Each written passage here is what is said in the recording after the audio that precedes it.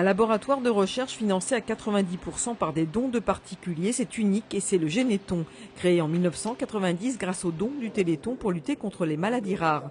Ce sont aujourd'hui 230 experts qui conçoivent, développent et produisent des thérapies pour traiter les maladies génétiques rares. Ces thérapies intéressent peu l'industrie pharmaceutique et pourtant cela sert à tous. Les maladies rares, c'est 3 millions de personnes en France. Alors c'est évidemment chacune de ces maladies touche un nombre limité de personnes, mais au global, c'est 3 millions de personnes touchées en France par une maladie rare, 30 millions de personnes touchées par une maladie rare en Europe, donc un véritable problème de santé publique.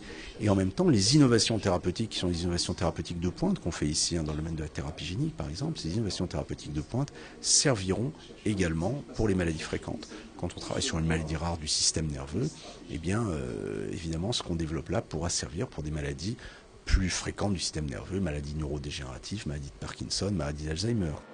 Dans cette banque d'ADN, par exemple, on collecte les prélèvements de familles atteintes de maladies génétiques. On en extrait la matière première pour la mettre à la disposition de la recherche. Et grâce aux dons du Téléthon, tout est allé assez vite.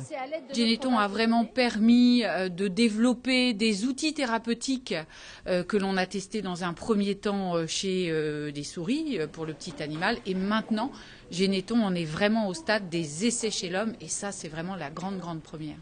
Aujourd'hui, le fait d'être au stade des essais chez l'homme, de produire dans des plus grandes quantités ces médicaments expérimentaux, c'est vraiment le but que nous nous étions fixés, même si le but ultime, ce sera vraiment la mise sur le marché le plus largement pour les patients.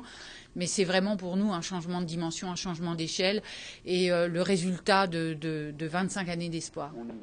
La mise à disposition des médicaments pour les patients, ce sera pour 2017. Pour ce faire, Généton évolue. De laboratoire de recherche associatif à but non lucratif, il vient d'obtenir le statut d'établissement pharmaceutique, ce qui va permettre au laboratoire de produire lui-même demain les médicaments espérés. C'est dire si le programme a toujours besoin de plus de financement et attend donc beaucoup de cette nouvelle édition du Téléthon.